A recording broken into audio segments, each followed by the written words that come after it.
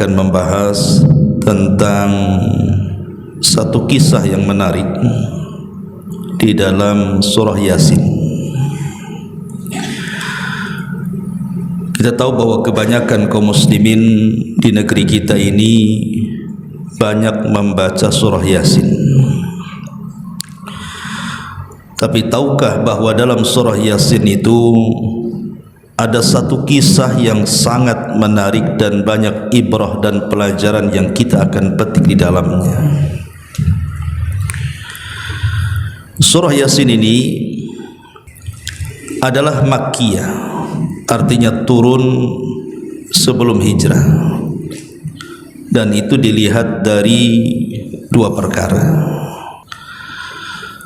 Pertama, dimulai dari huruf-huruf hijaiyah, ya dan sin, Yasin. Setiap surat yang diawali dengan potongan-potongan huruf hijaiyah itu umumnya Makkiyah, kecuali surah Al-Baqarah dan Al-Imran. Dan yang kedua, ciri-ciri surah itu disebut surah Makkiyah ketika di dalamnya dikisahkan tentang kisah-kisah umat terdahulu. Jadi kalau ada surat bicara tentang kisah-kisah umat terdahulu, maka umumnya surah itu adalah Makkiyah, bukan Madaniyah. Kenapa kemudian surah Yasin ini dimulai dari potongan-potongan huruf hijaiyah? Ulama tafsir mengatakan potongan-potongan huruf hijaiyah seperti alif lam mim, alif lam ra, Yasin, Toha, Nun, Qaf dan begitu seterusnya, itu sebenarnya tantangan kepada orang-orang Arab yang ketika itu Al-Quran turun di tengah-tengah mereka dan menggunakan bahasa mereka, seolah-olah Allah subhanahu wa ta'ala ingin mengatakan kepada bangsa Arab secara khusus dan umumnya seluruh manusia di dunia, kalau kalian tidak yakin dengan Al-Quran, Al-Quran ini terangkai dari alif sampai ya. Sekarang rangkailah oleh kalian kalimat-kalimat seperti Quran kalau kalian sanggup. Dan Allah subhanahu wa ta'ala menantang dalam Al-Quran, fa'tu bi suratin min mithli, datangkan satu surat saja seperti Al-Quran dengan menggunakan potongan-potongan huruf-huruf hijaiyah. Bukankah kita sudah hafal alif, ba, ta, sa, jim dan begitu seterusnya? Sekarang rangkai. Dan Allah subhanahu wa ta'ala katakan kalian tidak akan sanggup untuk melakukannya. Fa illam taf'alu walan taf'alu, kalian tidak akan sanggup melakukannya. Karena Al-Quran itu bukan buatan Nabi, bukan ucapan Nabi. Al-Quran itu kalamullah azza wa jal yang diwahyukan kepada Nabi. Makanya karena dia adalah kalam Allah, tidak ada satupun makhluk yang mampu membuat seperti kalam Allah. Lah, dalam surah Yasin ada satu kisah yang menarik. Nanti kita akan ambil ayat per ayat dan kita petik ibrah pelajarannya. Ulama menyebutnya kisah ini sebagai kisah Ashabul Qaryah. Jadi kisahnya disebut Ashabul Qaryati, kisah penduduk satu negeri. Bagaimana kisahnya? Dan di mana kisah ini terjadi? Siapa tokoh-tokohnya? Lalu apa pelajaran yang kita akan petik dalam kisah ini? Inilah yang kita akan bahas 1 jam ke depan. Ma'asyiral muslimin wal muslimat rahimani wa rahimakumullah. Allah subhanahu wa ta'ala berfirman dalam surah Yasin, wadrib lahum mathalan ashabal qaryati id ja'ahal mursalun. Allah Subhanahu wa taala mengatakan, dan buatlah oleh kalian satu perumpamaan bagi mereka, yaitu tentang penduduk satu negeri ketika utusan-utusan kami datang kepada mereka. Sebagian para ulama tafsir mengatakan, siapa utusan-utusan ini dan kapan terjadinya, lalu di mana letaknya? Ada yang mengatakan bahwa peristiwa ini terjadi di negeri Syam, tapi ada juga yang mengatakan bahwa peristiwa ini terjadi di sebuah negeri yang disebut dengan Antakya. Negeri Antakya masih di kawasan Syam. Dan negeri Antakya ini sangat masyhur dan sangat ma'ruf.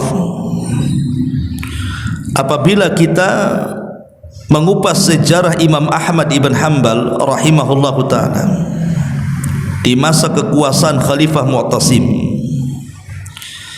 di negeri ini pernah ada seorang wanita yang dilecehkan. Jadi ada seorang wanita dilecehkan kehormatannya, kemudian memanggil-manggil khalifah dan mengatakan, wa Mu'tasimat, wahai Khalifah Mu'tasim, tolong aku. Sementara di negeri itu tidak ada orang muslim, kecuali ada seorang anak muda yang muslim mendengar teriakan wanita muslimah yang dilecehkan itu. Langsung dia pun berangkat ke Baghdad dan menyampaikan ucapan wanita muslimah yang dilecehkan kehormatannya kepada sang Khalifah Mu'tasim. Maka mendengar itu Khalifah marah.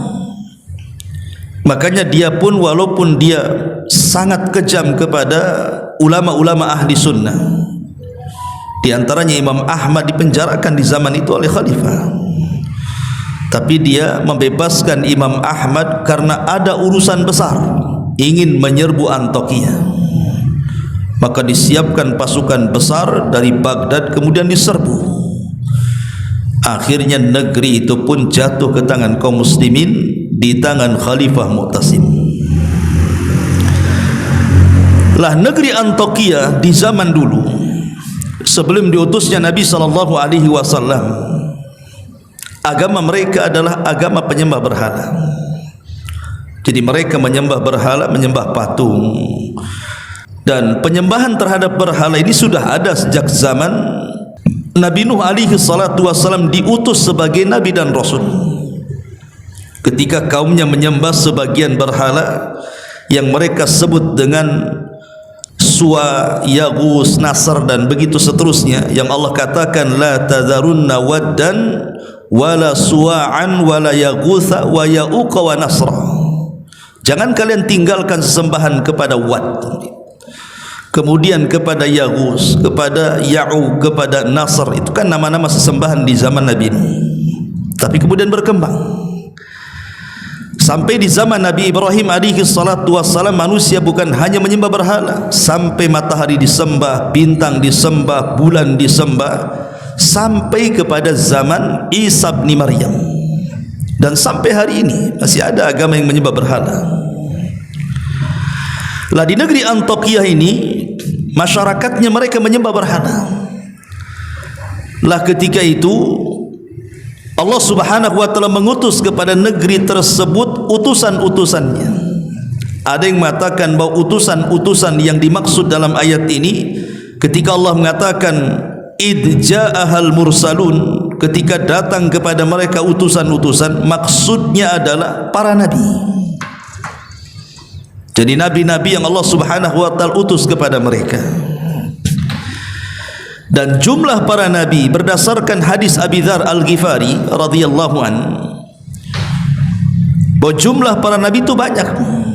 Walaupun yang kita kenal hanya 25 nabi dan rasul sebagaimana tercantum dalam Al-Qur'an, di mana 18 namanya tercantum dalam surah Al-An'am dan lebihnya tercantum dalam surah-surah yang lainnya, sehingga genap menjadi 25 nabi dan rasul.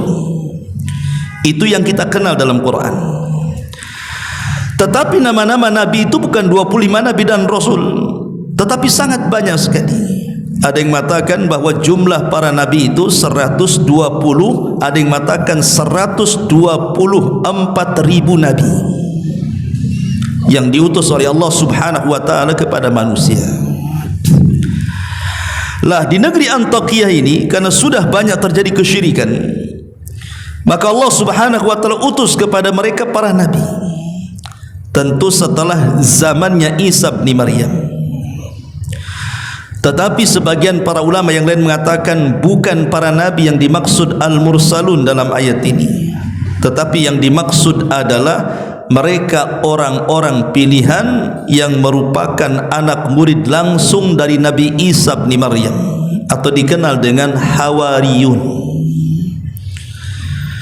yang Allah Subhanahu wa taala katakan di dalam surah Shaf ayat 14, ya ayyuhalladzina amanu kunu ansarullah kama qala Isa bin Maryam lil hawariyina man ansari ila Allah qala al hawariyuna nahnu ansarullah.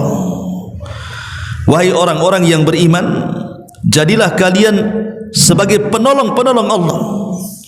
Ketika berkata Isa bin Maryam kepada para penolongnya, siapa di antara kalian yang akan menolong Allah? Maka berkatalah orang-orang Hawariyun, kamilah yang akan menolong Allah.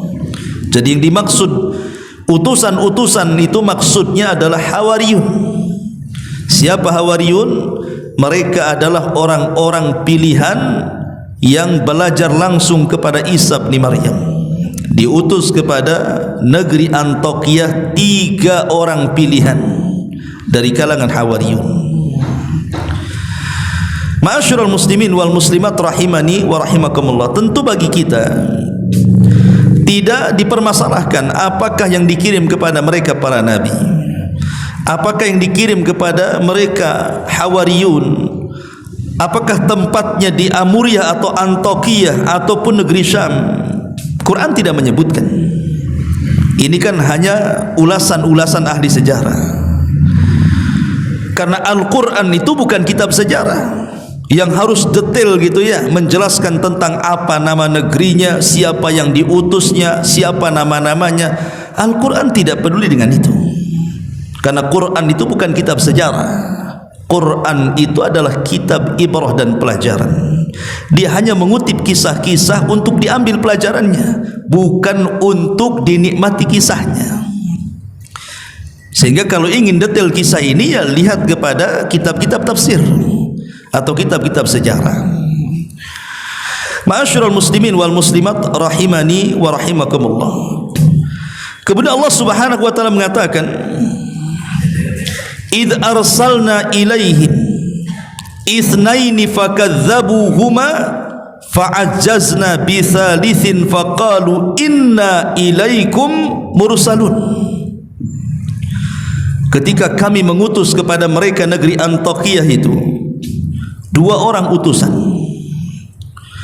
lalu mereka penduduknya mendustakan 2 orang utusan itu, kemudian kami kuatkan dengan utusan yang ketiga.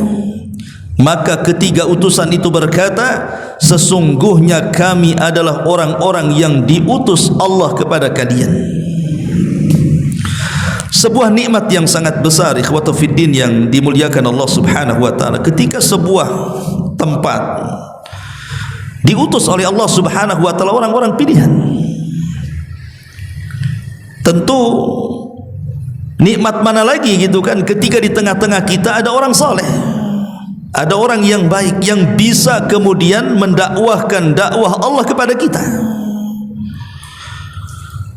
Tetapi rupanya orang-orang Antakya ini tidak bersyukur. Diutus kepada mereka utusan, justru mendustakan utusan itu. Awalnya Allah Subhanahu wa taala mengutus kepada mereka 2 utusan dulu.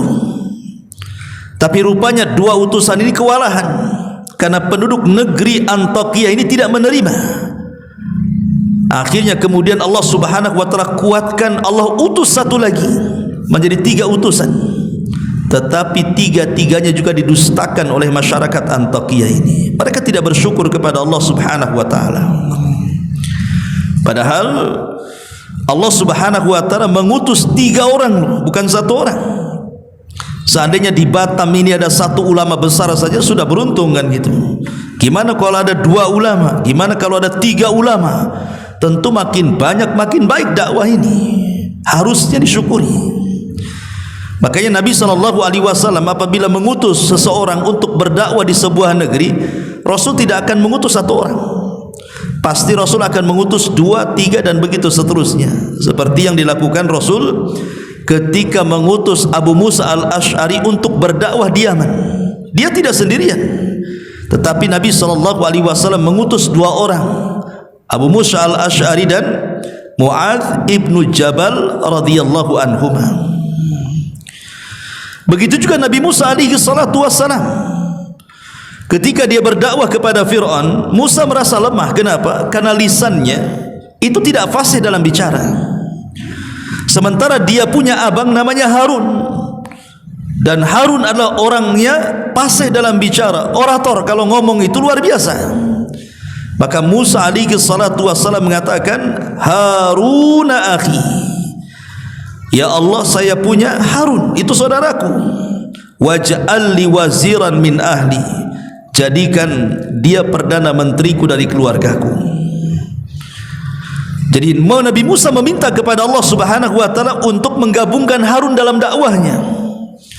Akhirnya Allah Subhanahu wa ta'ala mengabulkan permintaan Musa, maka diangkatlah Harun menjadi nabi.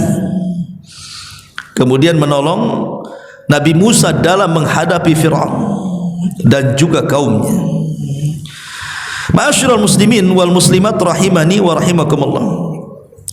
Lah ketika 3 utusan ini diutus oleh Allah Subhanahu wa ta'ala ke negeri Antakya, kemudian mereka mulai berdakwah mengajak manusia untuk meninggalkan sesembahan selain daripada Allah Subhanahu wa ta'ala, mengajak kepada tauhid yang umumnya dilakukan oleh semua utusan Allah Subhanahu wa ta'ala. Sebagaimana Allah Subhanahu wa ta'ala berfirman, walaqad ba'atsna fi kulli ummatir rasulan ani'budullaha wajtanibut taghut. Dan sungguh kami utus pada tiap-tiap umat ini seorang rasul, di mana tugas mereka menyampaikan kepada umatnya, sembahlah Allah, tauhidkan Allah, dan jauhi sesembahan selain daripada Allah alias taghut. Itu semua utusan Allah mendakwahkan tauhid, termasuk 3 utusan ini. Tapi apa yang terjadi? Maka Allah Subhanahu wa ta'ala melanjutkan kisahnya, qalu ma antum illa basyarum mithluna wa ma anzala ar-rahman min syai'in in antum illa takdzibun. Mereka penduduk negeri Antakya mengatakan, kamu ini hanyalah manusia seperti kami, dan Allah Subhanahu wa ta'ala maha pengasih, tidak menurunkan sesuatu apapun. Kamu hanyalah pendusta belaka bagi kami. Lihat, mereka mulai mendustakan 3 utusan dan mengatakan kalian itu manusia sama dengan kami. Maunya mereka itu, kalau memang kalian adalah utusan-utusan Allah Subhanahu wa ta'ala, kenapa tidak malaikat saja diutus kepada kami? Kenapa mesti kalian manusia seperti kami yang makan minum persis seperti kami? Jadi mereka mengatakan, kenapa tidak malaikat yang diutus? Kenapa mesti seperti kalian, seperti kami manusia yang diutus?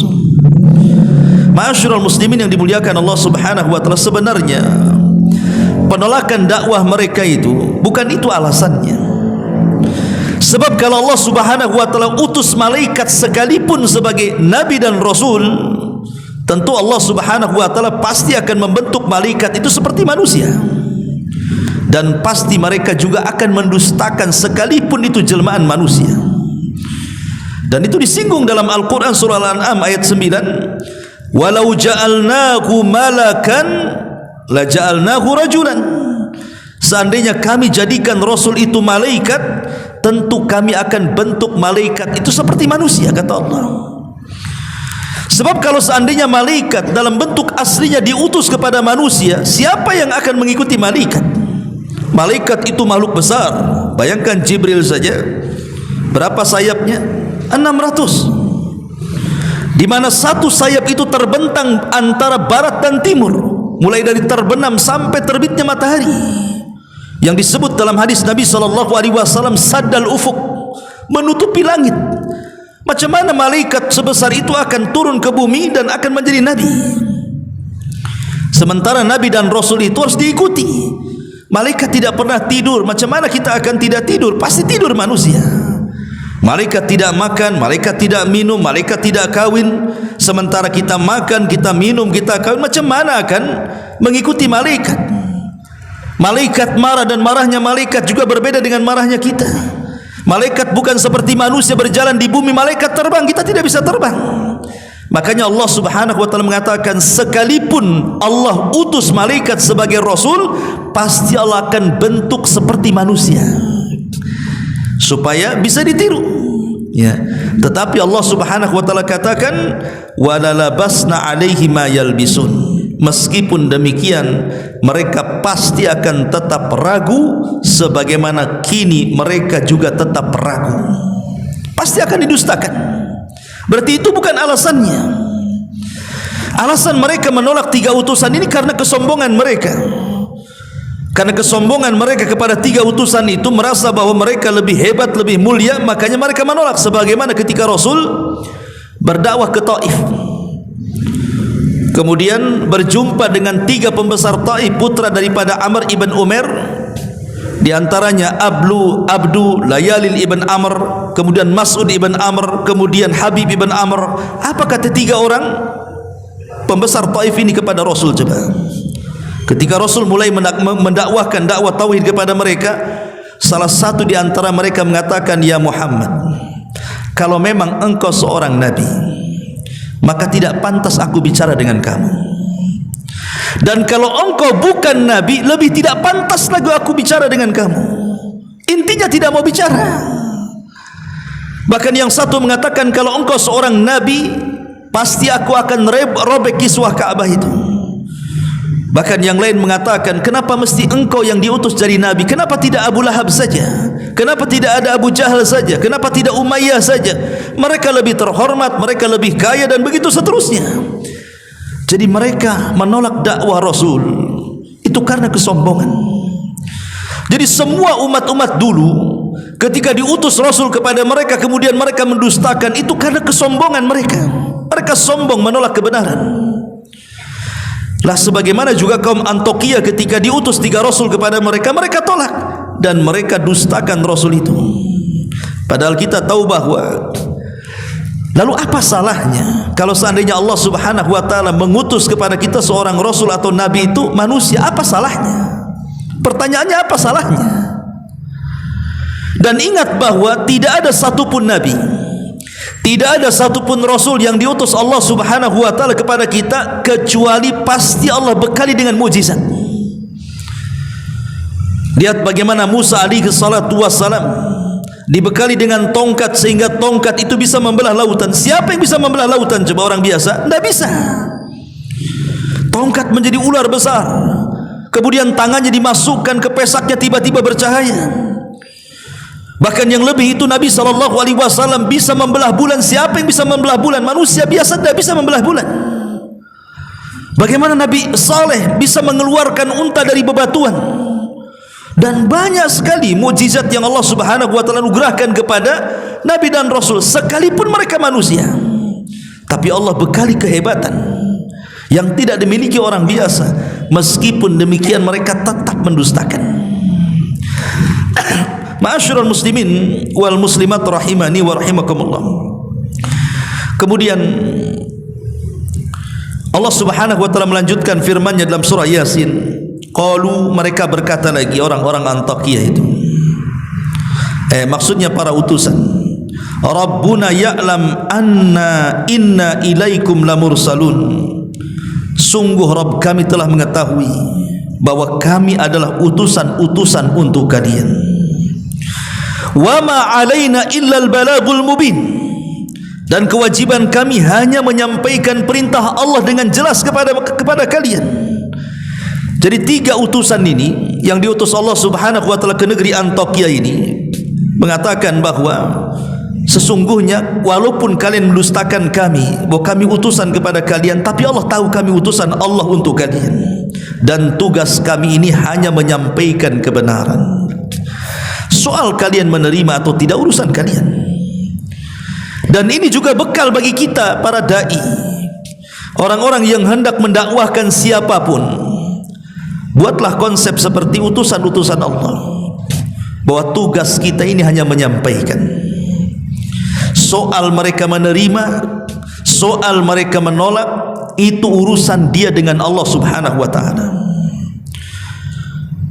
Makanya ketika Nabi SAW diperlihatkan oleh Allah Subhanahu wa ta'ala umatnya di padang mahsyar, awalnya Nabi SAW melihat ada Nabi yang pengikutnya cuma satu, kemudian ada Nabi pengikutnya cuma dua, kemudian ada Nabi pengikutnya cuma beberapa orang yang bisa dihitung dengan jari. Bahkan yang lebih parah, ada Nabi yang tidak ada pengikutnya, walaupun di sana ada Nabi yang banyak pengikutnya seperti Musa dan dirinya. Dan ini menunjukkan bahwa bukan kegagalan seorang Nabi berdakwah ketika tidak ada pengikut. Kita jangan katakan, oh Nabi yang tidak ada pengikut itu gagal dalam berdakwah. Tidak ada satupun Nabi yang gagal dalam berdakwah. Mereka sudah berhasil berdakwah. Karena barometer berhasil dan tidaknya sebuah dakwah bukan banyak dan sedikitnya pengikut, ikhwan, tetapi berhasilnya dia menyampaikan kebenaran yang Allah titipkan kepada lisannya. Kalau kita sudah berhasil menyampaikan kebenaran, berarti kita sudah berhasil berdakwah, ikhwan. Soal dia menerima atau tidak itu urusan Allah Subhanahu wa ta'ala. Jangan kelas kita, kelas para nabi. Nuh alaihi salatu wassalam tidak bisa mendakwai putranya Kan'an. Nuh alaihi salatu wassalam tidak bisa mendakwai istrinya, bahkan istrinya kufur. Lut juga tidak bisa mendakwahi istrinya kufur. Ibrahim tidak bisa mengajak Azar ayahnya masuk ke dalam agamanya. Bahkan Nabi SAW tidak mampu mengajak Abu Talib yang selama ini sangat mencintai dan dicintai Rasul untuk masuk ke dalam Islam. Ketika Nabi SAW mengatakan, katakan wahai pamanku kalimat la ilaha illallah, pamannya tidak mau mengucapkan kalimat itu di akhir hayatnya sampai meninggal. Abu Talib mati di atas kekafiran. Padahal Abu Talib sangat yakin agama yang dibawa Muhammad Rasul kita itu agama yang paling benar. Itu terlontar dari ucapannya, bahwa tidak ada agama yang lebih hak dibandingkan agama Muhammad, kata Abu Talib. Kalau bukan karena takut celaan manusia, pasti aku akan ikut agamanya. Jadi Abu Talib itu kenapa tidak mau ikut agama Rasul? Karena dia takut celaan kaumnya, karena dia takut dengan kawan-kawannya. Dia lebih memilih agama kawannya dibandingkan agama Nabi. Ma'asyiral muslimin yang dimuliakan Allah Azza wa Jalla. Jadi tiga utusan ini yang diutus Allah Subhanahu wa ta'ala ke negeri Antakya ini berusaha mendakwakan dakwah tauhid, memberantas kesyirikan, tetapi tidak ada satupun penduduk negeri itu yang beriman. Tapi mereka sudah berhasil menyampaikan tauhid di tengah-tengah umat Antakya ini. Ma'asyiral muslimin yang dimuliakan Allah Subhanahu wa ta'ala, kita lihat bagaimana jawaban orang-orang Antakya ini. Allah Subhanahu wa ta'ala berfirman, qalu inna tatayyarna bikum la in lam tantahu lanarjumannakum wa la yamassannakum minna adzabun alim. Qalu ta'irukum ma'akum la in dzukirtum bal antum qaumun musrifun. Mereka menjawab, sesungguhnya kami bernasib malang karena kedatangan kalian. Jadi orang-orang Antakya menyalahkan siapa? Tiga utusan Allah. Sungguh kami bernasib malang dengan adanya kalian, dan sungguh jika kalian tidak berhenti menyeru kami, niscaya kami akan rajam kalian, maksudnya melempari dengan batu sampai mati, dan kami pasti akan merasakan siksa yang sangat pedih untuk kalian. Maka tiga utusan itu mengatakan, kemalangan yang kalian derita itu bukan karena kami. Jadi kemalangan kalian ini adalah karena kalian sendiri. Apakah karena kamu diberi peringatan? Sebenarnya kamu adalah kaum yang melampaui batas. Jadi mereka menganggap kedatangan 3 utusan ini sebagai kesialan, dan ini sering terjadi di tengah-tengah masyarakat, ikhwan. Apabila kemudian di tengah-tengah mereka ada dai sunnah yang mengajak manusia ke dalam tauhid, yang mengajak manusia ke dalam sunnah, apa di masyarakat dulu sebelum dia datang aman-aman saja di sini, setelah dia datang kacaulah negeri kita ini, katanya. Kenapa demikian? Karena mereka tidak mau diusik tentang kebatilan di tengah-tengah mereka. Maunya ya agama seperti itu saja, jangan diusik. Maunya budaya yang mereka sudah lakukan berabad-abad itu jangan diganggu. Walaupun budaya mereka di atas kesyirikan, di atas bid'ah, di atas penyimpangan dan begitu seterusnya. Jadi ada umat itu seperti orang-orang Antioquia, kalau dikirim dai kepada mereka, kemudian menyingkapkan yang hak adalah hak, yang batil adalah batil, dianggapnya pembawa sial, ikhwan. Lah ini terjadi nih. Ya. Jadi mereka mengatakan inna tatayyarna bikum, gara-gara kalian, katanya, kami sial, katanya. Karena tatayyur itu diambil dari kalimat burung. Di zaman Nabi, di zaman jahiliyah sebelum diutusnya Nabi SAW, orang-orang jahiliyah itu kalau mereka hendak berdagang entah ke Syam, Palestina ataupun ke Yaman, maka mereka tidak akan berangkat sampai mereka menerbangkan burung. Kalau burung itu mengarah ke Syam, maka mereka tidak akan berangkat, karena ini tidak hoki, pasti mengalami kerugian. Maka mereka akan berusaha menerbangkan burung kembali besoknya. Kalau masih mengarah ke Syam, mereka tetap tidak akan berangkat, karena ini membawa kesialan. Tapi kalau berikutnya burung itu diterbangkan kemudian mengarah ke Yaman, barulah mereka berangkat. Kenapa? Karena mereka meyakini kalau burung itu terbang ke arah Yaman, berarti dagang mereka akan membawa keuntungan, membawa hoki. Inilah yang disebut dengan tatayyur, artinya untung buntungnya itu karena menerbangkan burung, maka disebut tatayyur. Itu di zaman jahiliyah, kan. Tapi tatayyur ini kemudian berkembang, bukan hanya lewat burung saja, kan. Di zaman kita ini kemana-mana larinya, sampai dulu ke burung perkutut. Suaranya kalau suara tertentu, wah ini bawa hoki. Banyaklah orang merawat burung perkutut. Kemudian hilang pula budaya perkutut, datang pula ke ikan lohan. Makin besar nong-nongnya, katanya, depannya itu ya, itu makin hoki, katanya. Tidak selang lama hilang pula lohannya. Datang pula apa itu? Bunga janda bolong, atau apa? Kalau punya bunga itu bawa hoki, katanya. Hilang janda bolong, datang janda rapat, katanya. Masyarul muslimin yang dimuliakan, macam-macam, sampai ke angka 23, angka sial, sampai nabrak kucing bawa sial, sampai melihat sesuatu bawa sial, nengok binatang di jalan bawa sial, sampai ke burung-burung gagak apa semua bawa sial. Itu disebut tatayyur namanya. Ya. Lah di sini orang-orang Antioquia ini menyalahkan 3 utusan itu. Mereka tatayyur dengan kedatangan kalian, kami jadi sial, katanya di sini. Nauzubillah, ikhwatu fillah, muliakan Allah Azza wa Jalla. Allah mengutus orang terbaik kepada mereka, mereka menganggap sial pula keberadaan mereka.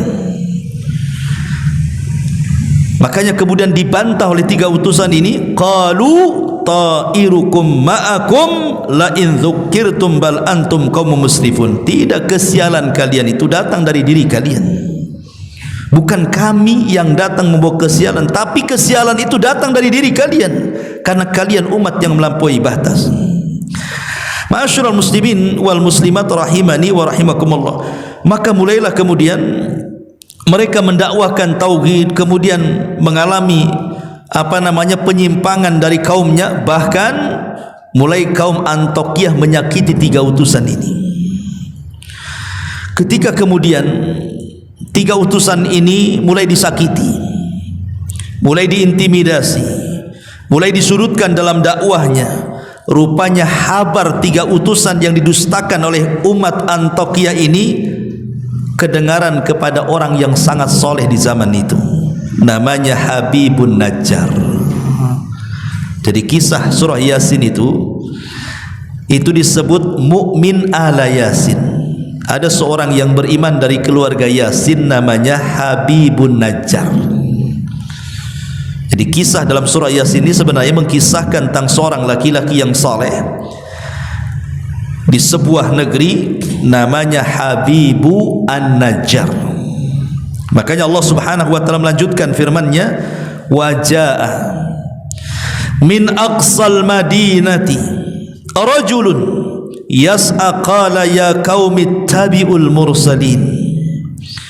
Dan datanglah dari ujung kota seorang laki-laki namanya Habibun Najjar dengan bergegas, dan dia berkata kepada kaum Antiokhia, wahai kaumku, kenapa kalian menolak 3 utusan itu? Ikuti utusan-utusan itu. Kenapa kalian sakiti utusan-utusan itu? Ya. Habibun Najjar ini dikisahkan dalam biografinya oleh sebagian ulama sejarah. Dia ada yang mengatakan bahwa dia adalah namanya Habib ibn Israel. Tapi ada juga yang mengatakan Habibun Najjar al-Antaki, atau dikenal dengan Habibullah. Jadi Habibun Najjar ini dia orang miskin, bukan orang kaya raya, tidak. Ada yang mengatakan dulunya adalah pemahat patung, pemahat berhala. Kemudian dia taubat dan beragama dengan syariat Nabi Isa bin Maryam. Kemudian setelah Isa diangkat ke langit, maka dia pun bersembunyi dalam gua dan beribadah kepada Allah Subhanahu wa taala. Sampai ketika mendengar ada 3 utusan didustakan di Antiokhia, dia keluar dari gua, kemudian bergegas mendatangi negeri Antiokhia itu. Ma'asyiral muslimin yang dimuliakan Allah Subhanahu wa taala, bahkan Nabi SAW mengatakan, walaupun ada sebagian ulama mengatakan hadisnya lemah, bahwa ada 3 manusia yang disebut dengan as-siddiqun, pencinta kebenaran. Pertama, seorang laki-laki yang beriman dari keluarga Ahlu Yasin, dialah Habibun Najjar yang terdapat dalam surah Yasin ini. Kemudian yang kedua, seorang yang beriman dari keluarga Fir'aun namanya Hazkiel. Kemudian yang ketiga, Ali bin Abi Thalib radhiyallahu anhu. Itulah yang disebutkan 3 orang yang disebut as-siddiqun, para pencinta kebenaran, yang Allah Subhanahu wa taala katakan, ulaika ma'alladina an'amallahu alaihim minan nabiyyin was-siddiqin wasyuhada'i was-salihin. Mereka orang-orang yang diberikan nikmat oleh Allah dari kalangan para nabi dan para siddiqin. Dan 3 orang yang paling siddiq adalah Habibun Najjar, kemudian Hazkiel, dan Ali bin Abi Thalib radhiyallahu anhu. Sekali lagi, walaupun riwayatnya dilemahkan para ulama, maka Habibun Najjar ini dengan kelemahannya, sendirian lagi, coba bayangkan, dia menghadapi satu kota dengan raja yang zalim, dengan masyarakat pendusta para nabi. Dari sini ada pelajaran besar ikhwatu fiddin, bahwa dakwah itu tidak mesti harus kaya. Berdakwah itu tidak mesti harus memiliki kekuatan, tidak harus memiliki kekuasaan. Kita bisa berdakwah dengan lisan, kan? Bukankah Nabi SAW mengatakan, man ra'a minkum munkaran falyughayyir biyadi, fa illam tastati fa bilisani, fa illam tastati fa biqalbi, wa dzalika ad'aful iman. Kalau kalian melihat kemungkaran di hadapan kalian, cegah dengan kekuatan kalian. Kalau tidak sanggup, cegah dengan lisan kalian. Kalau tidak sanggup, cegah dengan hati kalian, walaupun itu selemah-lemahnya iman. Habibun Najjar mengajarkan kepada kita dakwah dengan lisan. Dan Allah Subhanahu wa taala mengatakan, wa man ahsanu qaulan mimman da'a ilallah. Siapa lagi ucapan yang paling indah melebihi orang yang mengajak manusia ke jalan Allah Subhanahu wa taala, ikhwan.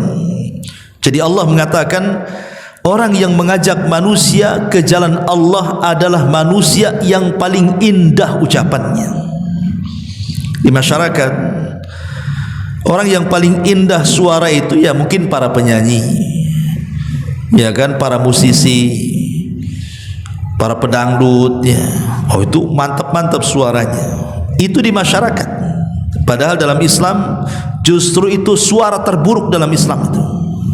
Karena biasanya nyanyian-nyanyian, musik-musik itulah yang menghalangi manusia dari kebenaran, yang menghalangi manusia dari Quran. Tetapi orang-orang yang mendakwahkan dakwah kebenaran, itulah suaranya paling indah di hadapan Allah Subhanahu wa taala. Makanya Allah mengatakan, "Wa man ahsanu qaulan." Tidak ada ucapan yang paling indah, suara yang paling indah mimman da'a ilallah, dibandingkan orang yang mengajak manusia ke jalan Allah. Tapi apa yang terjadi? Banyak para dai itu justru ditolak di masyarakat. Suaranya tidak indah dianggap di telinga-telinga mereka kan. Justru ada orang yang tersakiti dengan dakwahnya para duat, padahal mereka adalah suaranya paling indah. Apa yang dilakukan oleh Habibun Najjar ini ketika mendengar bahwa 3 utusan itu mulai disakiti, diintimidasi, bahkan ada ancaman pembunuhan, maka dia keluar menuju negeri tersebut, kemudian mengatakan, ittabi'ul mursalun, ikutilah utusan-utusan itu. Ittabi'u man la yas'alukum ajra wa hum muhtadun, ikutilah orang yang tidak meminta imbalan kepada kalian dan mereka adalah orang-orang yang mendapatkan petunjuk. Wa ma liya la a'budul ladzi fatarani wa ilaihi turja'un, dan tidak ada alasan bagiku untuk tidak menyembah Allah yang telah menciptakan aku dan hanya kepadanya lah aku dikembalikan. Attakhid min dunihi alihatan iyuridnir rahman bidurrin la tughni anni syafa'atuhum syai'a wala yungkidun inni idzan la fi dhalalim mubin inni amantu bi rabbikum fasma'un. Mengapa aku akan menyembah Tuhan-Tuhan selain Allah, jika Allah yang Maha Pengasih menghendaki bencana kepadaku? Pasti pertolongan mereka tidak berguna sama sekali bagiku, dan mereka juga tidak menyelamatkan aku. Seolah-olah Habibun Najjar ini menyinggung berhala-berhala orang-orang Antioquia itu. Ngapain kalian sembah berhala itu? Jika Allah Subhanahu wa taala menghendaki sesuatu, berhala-berhala itulah tidak bisa apa-apa. Atau jika Allah Subhanahu wa taala menimpakan madarat kepadaku, berhala-berhala itu tidak bisa menyelamatkan aku. Karena berhala itu tidak mungkin mendatangkan manfaat ataupun mencegah madarat. Jadi mulailah kemudian Habibun Najjar ini melemahkan berhalanya, bahwa Tuhan-Tuhan yang kalian sembah itu sama sekali tidak mendatangkan manfaat dan tidak pernah mencegah madarat. Kemudian dia mengatakan, sungguh aku berbuat begitu pasti aku berada dalam kesesatan. Kalau aku ikut kalian, sesat aku, katanya. Sesungguhnya aku telah beriman kepada Rabbku, maka dengarkanlah pengakuan keimananku, ikuti nabi-nabi itu yang benar, katanya. Tapi apa yang terjadi? Marahlah penduduk Antioquia ini. Akhirnya kemudian menangkap Habibun Najjar, kemudian ditanam setengah badan di tanah. Kemudian mulai penduduk negeri itu datang mengeroyok Habibun Najjar, membawa masing-masing batu kemudian melempar sampai mati. Subhanallah. Dia rela menyerahkan jiwanya untuk membela para utusan. Saat dia meninggal itu, Allah Subhanahu wa taala memperlihatkan karamahnya, bahwa Habibun Najjar seorang wali. Dia bukan seorang nabi, tapi dia seorang wali, rajulun salih, orang saleh. Dia rela menyerahkan jiwanya untuk dakwah ila Allah Subhanahu wa taala dan membela utusan-utusan Allah Subhanahu wa taala. Tiba-tiba saat ruhnya dicabut, Allah Subhanahu wa taala memperlihatkan kepada Habibun Najjar sorga yang sudah diperuntukkan untuknya. Jadi ketika dia meninggal diperlihatkan sorga, sehingga ketika itulah dia kemudian berangan-angan kalau seandainya kaumnya tahu bahwa setelah kematiannya dia mendapatkan sorga, dia sangat mengharap kaumnya beriman. Makanya Abdullah ibn Abbas radhiyallahu anhuma mengatakan, tidak ada satupun manusia di dunia sejak zaman Adam sampai yang terakhir mati, orang yang berdakwah sejak hidup sampai mati kecuali Habibun Najjar. Ketika hidup dia berdakwah, setelah kematian dia mengharap kaumnya masuk Islam juga. Maka dia mengatakan tidak ada manusia dari zaman Adam sampai yang terakhir mati yang berdakwah sejak hidup sampai mati kecuali Habibun Najjar. Subhanallah. Sehingga dikatakan dalam ayat surah Yasin lanjutannya 26-nya sampai 27-nya, qila dkhulil jannah, masuklah wahai Habibun Najjar engkau ke dalam surga. Maka Habibun Najjar dalam kematiannya dia mengatakan, qala ya laita qaumi ya'malun bima ghafara li rabbi wa ja'alani minal mukramin. Maka dia mengatakan, alangkah baiknya kiranya kaumku mengetahui, katanya. Tapi sayang dia sudah meninggal. Dia berbicara di alam arwah. Kemudian dia mengatakan, apa yang menyebabkan Rabbku memberikan ampunan kepadaku dan menjadikan aku termasuk orang-orang yang dimuliakan di hadapan Allah Subhanahu wa taala. Ma'asyiral muslimin wal muslimat rahimani wa rahimakumullah. Ketika kemudian Habibun Najjar ini bunuh dengan cara sadis, dirajam sampai mati. Dan tidak ada yang mustahil orang-orang yang kemudian mereka menginginkan sesuatu untuk supaya orang-orang hidup itu tahu. Contoh umpamanya dalam perang Uhud ada seorang laki-laki namanya Abdullah Abdullah ibn Haram radhiyallahu an. Abdullah ibnu Haram radhiyallahu an. Abdullah ibn Haram ini saat dia mendaftar jihad usianya sudah tua dan tidak layak berjihad, dan dia punya uzur untuk tidak ikut jihad karena sudah tua renta, tidak sanggup mengangkat senjata. Tapi keinginan kuat jihadnya luar biasa. Walaupun sudah tua, sudah tidak punya tenaga, tidak layak untuk jihad, tetap dia mendaftarkan diri untuk berjihad. Ya, namanya jihad itu perlu kekuatan. Sementara dia lemah, maka dia pun menjadi orang yang pertama mati syahid dalam perang Uhud. Dan dia satu di antara 70 syuhada Uhud, Abdullah ibn Haram ini. Saat kematiannya, maka Allah Subhanahu wa taala berbicara dengan ruhnya dan mengatakan, ya Abdullah tamanna, wahai Abdullah, berangan-anganlah untukku. Kalau engkau meminta sesuatu, mintalah kepadaku. Maka Abdullah ibn Haram mengatakan, ya Rabb, aku hanya berangan-angan satu, kembalikan aku ke dunia supaya aku bisa berjihad kedua kalinya dan aku bisa mati syahid kedua kalinya untukmu ya Rabb. Jadi dia punya angan-angan ingin kembali ke dunia. Tapi Allah mengatakan, wahai Abdullah, tidak mungkin orang mati hidup lagi. Orang mati itu sudah urusannya sendiri-sendiri.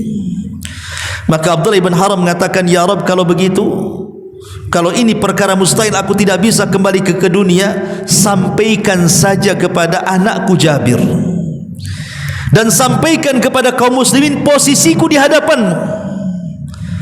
Maka dari situlah Allah Subhanahu wa taala turunkan ayat kepada Nabi sallallahu alaihi wasallam tentang Abdullah ibn Haram, wala tahsabannal ladzina qutilu fi sabilillahi amwatan bal ahya 'inda rabbihim yurzakun.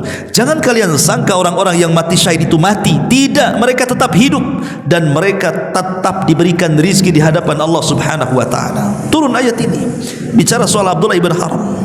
Ya. Lah di sini juga sama. Di mana Habibun Najjar saat kematiannya dia mengharap kepada Allah Subhanahu wa taala dan mengatakan, ya laita qaumi ya'lamun, duhai kiranya kaumku tahu bahwa aku sudah dihadiahi surga oleh Allah Subhanahu wa taala, diampuni dosa-dosaku. Coba kalau mereka mengetahuinya, tentu mereka tidak mungkin membunuhku, tidak mungkin mengingkari 3 utusan itu, pasti mereka akan beriman karena mereka di atas kebenaran. Tapi sayang, kaumnya tetap kufur. Setelah Habibun Najjar meninggal dunia, maka mereka membidik 3 utusan itu. Akhirnya mereka pun menangkap 3 utusan itu dan kemudian merajam 3-3-nya sampai mati. Lihat, itulah yang dikatakan dalam Al-Quran, fariqan kadzabu wa fariqan yaqtulun. Sebagian mereka didustakan dan sebagian mereka dibunuh. Jadi orang-orang Bani Israel itu, khususnya orang-orang Yahudi, mereka para pembunuh Nabi.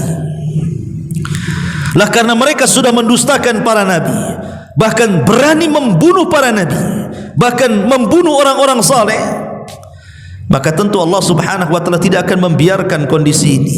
Man 'ada li waliyan faqad adzantuhu bil harbi. Siapapun yang memusuhi wali-waliku, maka sama mengumandangkan perang kepadaku, kata Allah. Maka Allah Subhanahu wa taala kemudian mengazab mereka, dan Allah Subhanahu wa taala katakan dalam surah Yasin selanjutnya, in kanat illa sayhatan wa ma dalam surah Yasin 28-nya, wa ma anzalna ala qaumihi min ba'dihi min jundim minas sama wa ma kunna munzilin in kanat illa sayhatan wahidatan fa idahum khamidun.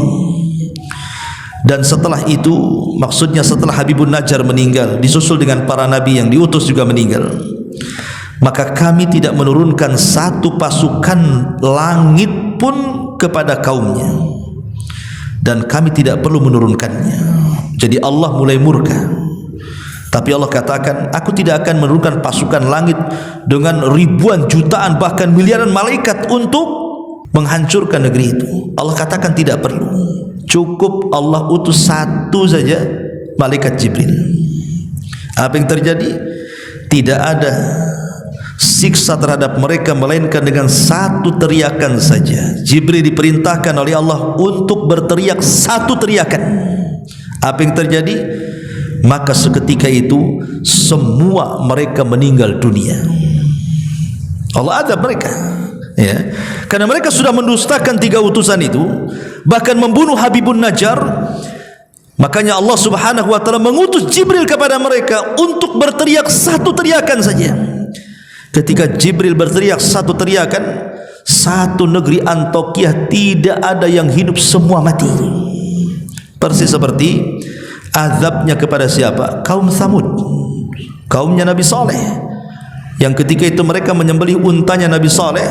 Akhirnya mereka sudah membuat kelancangan kepada nabinya, maka Allah utus Jibril untuk berteriak satu teriakan. Tidak ada satu jiwa kaum Tsamud yang kufur kecuali mati. Ma'asyiral muslimin yang dimuliakan Allah Subhanahu wa taala, Allah mengatakan, ya hasrata 'alal ibad ma ya'tihi min rasulin illa kanu bihi yastahzi'un. Alangkah besarnya penyesalan terhadap hamba-hamba itu. Setiap datang seorang rasul kepada mereka, mereka pun memperolok-oloknya. Awalam yarau kam akhlaqna qablahum minal quruni annahum ilaihim la yarji'un. Tidakkah mereka mengetahui berapa banyak umat-umat sebelum mereka yang telah kami binasakan? Orang-orang yang telah kami binasakan itu tidak ada yang kembali kepada mereka. Wa in kullu lamma jami'ul ladaina muhdharun. Dan setiap umat semuanya akan dihadapkan kepada kami, kata Allah. Wa ayatul lahumul ardul maitatu ahyainaha wa akhrajna minha habban faminhu ya'kulun ila akhiril ayat. Dan satu tanda kebesaran Allah bagi mereka adalah bumi yang mati tandus, kemudian kami hidupkan bumi itu dan kami keluarkan darinya biji-biji, maka dari biji-biji itulah mereka ditumbuhkan dan dimakan. Artinya Allah mempermisalkan bahwa semua manusia, bukan hanya mereka diazab di dunia yang kufur kepada para nabi, maka mereka juga akan mempertanggungjawabkan di hadapan Allah Subhanahu wa taala. 2 siksa sekaligus mereka dapati. Siksa akibat kekufuran mereka, maka mereka diazab dengan teriakan Jibril. Siksa yang kedua, mereka harus menghadapi pertanggungjawaban mereka di hadapan Allah Subhanahu wa taala, dan mereka tidak mungkin meleset. Pasti azab neraka jauh lebih mengerikan dibandingkan azab dunia. Nah, inilah diantara sekelumit kisah dalam surah Yasin, ya, dalam kisah Habibun Najjar, atau disebut kisahnya dalam Quran sebagai kisah Ashab Al-Qaryah, kisah satu penduduk negeri yang banyak dan syarat pelajaran kalau kita mau kupas secara mendalam.